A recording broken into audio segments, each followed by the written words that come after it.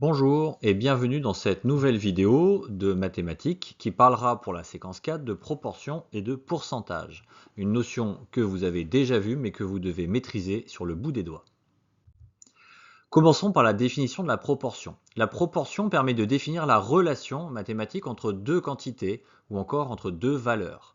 On va donc comparer la taille relative de ces deux valeurs. On va pouvoir établir ce qu'on appelle un rapport de proportionnalité.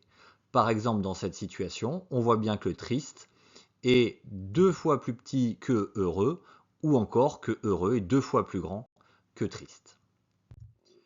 Comment est-ce qu'on calcule la proportion? C'est le rapport, je vous rappelle que c'est la division, entre les deux valeurs qui nous intéressent. Donc x divisé par y par exemple. Si on prend une situation un peu plus compliquée, est-ce que A et B sont proportionnels à C et D? Ce sera le cas s'ils présentent le même rapport de proportionnalité, si les deux valeurs A et B ont le même rapport que les deux valeurs C et D. Donc on a l'équivalent en termes d'équation de A divisé par B égale C divisé par D. Faisons un exercice avec cette situation. Nous avons des arbres, alors en l'occurrence ça a été choisi avec du Douglas, qui font un prix au mètre cube qui dépend du volume unitaire. Donc par exemple, si mon arbre fait 1 mètre cube, je le vendrai 50 € du mètre cube. Si mon arbre fait 2 mètres cubes, je le vendrai 100 € du mètre cube. Ça veut dire qu'un arbre de 2 mètres cubes, je vais le vendre 200 €. On est d'accord puisque c'est un prix au mètre cube. Posons-nous la question de la proportionnalité de ces valeurs. On va donc calculer le rapport de proportionnalité pour chacune des situations. On va donc choisir de le faire dans le sens 50 divisé par 1, c'est-à-dire le prix divisé par le volume unitaire, ce qui nous fait un rapport de 50. C'est le cas pour la situation 2 et la situation 3. Par contre, pour la situation 4, on retrouve un rapport de proportionnalité de 43,75 en divisant 175 par 4. Donc les trois premières situations sont proportionnelles. Par contre, la dernière situation ne l'est pas.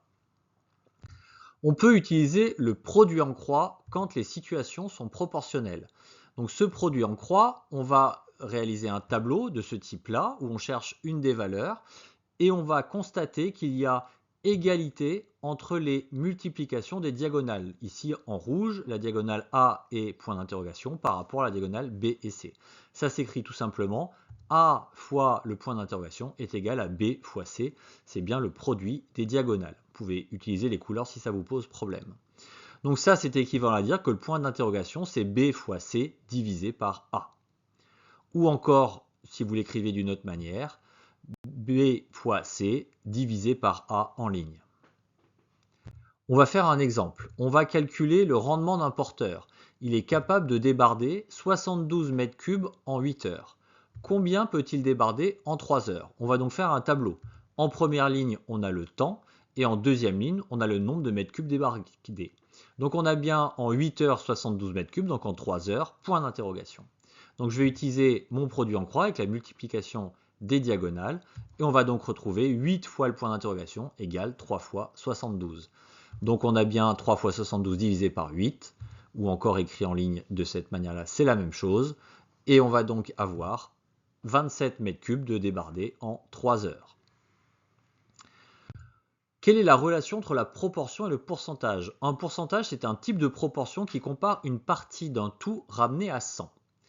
Donc tout simplement, le calcul du pourcentage, c'est le rapport de proportionnalité fois 100. Je vais vous prendre un exemple, vous allez vite comprendre. Si j'ai un peuplement avec 40 chênes et 20 hêtres, j'ai donc 60 arbres au total. La proportion de chênes dans le peuplement, c'est 40 divisé par 60. C'est le rapport 2 tiers. Mais si je veux le pourcentage de chênes, je vais prendre ce rapport fois 100.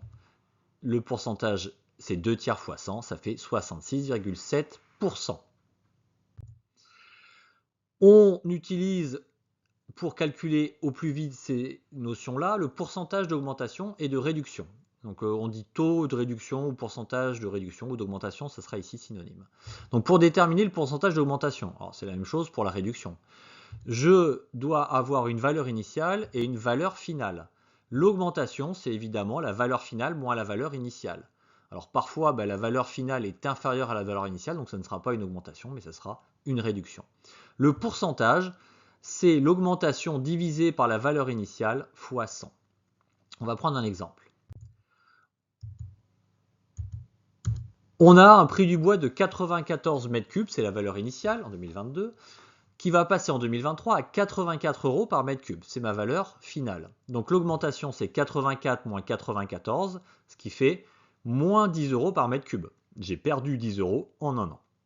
C'est bien une réduction. On va maintenant pouvoir calculer le pourcentage de réduction. On est donc à moins 10 divisé par 94, le tout fois 100, ça nous fait moins 10,6%. On a donc eu une baisse de 10,6% ou une augmentation de moins 10,6%. La logique doit être respectée, mais c'est assez simple à comprendre. On va utiliser un coefficient multiplicateur pour simplifier les calculs d'augmentation et de réduction. On va donc, pour le calcul de ce coefficient, ajouter 1 au pourcentage d'augmentation ou de réduction. Donc ça, c'est assez simple. Et pour l'utiliser, on va multiplier la valeur initiale par ce coefficient. Prenons un exemple. On a un hêtre qui valait 51 € par mètre cube en 2022. On a pris 7% en 2023. Quel est le prix du hêtre en 2023? Donc le calcul du coefficient, c'est d'ajouter 1 au pourcentage d'augmentation ou de réduction. Donc ce coefficient multiplicateur, c'est 1 plus 7 divisé par 100. Ça fait donc 1,07 de coefficient multiplicateur.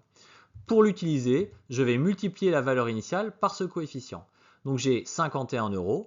Je vais utiliser valeur initiale fois coefficient multiplicateur, ce qui fait tout simplement 51 fois 1,07, donc 54,57 € par mètre cube. Ce coefficient multiplicateur nous sera très utile, en particulier dans les calculs d'éclaircie dans les peuplements réguliers. Voilà, c'était une notion assez simple, assez rapide puisque ce sont évidemment des redites. Pour autant, vous devez vous obliger à maîtriser ça sur les doigts de la main. En effet, on l'utilisera constamment en forêt.